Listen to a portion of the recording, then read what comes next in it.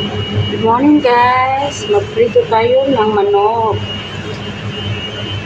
Yung manok, i-marinate muna natin. Tapos mag-marinate ng half hour, lalagyan natin ng harina para lumikit siya, parang crispy.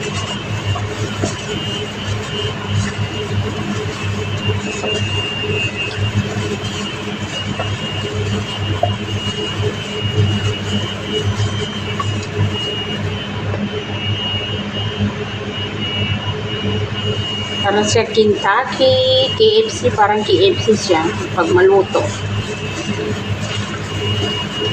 Yan ang ulam ko ngayon, manok.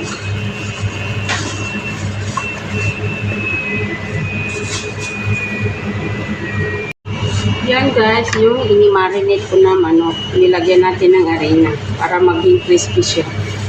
Tapos, ibabad naman natin ulit ng harina sa harina.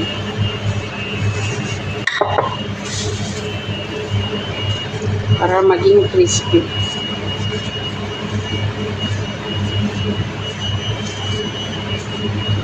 Iprito ko ng dalawa kasi ako lang naman eh. Para bukas yung isa naman ngayon.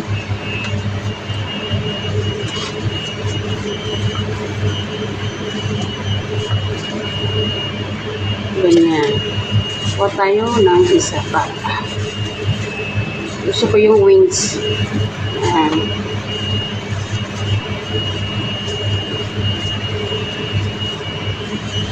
Yung natira, saka naman. Ganyan. Ayan guys. Ganun lang, madali lang. Ginawa ko guys, fried chicken. Yummy talaga.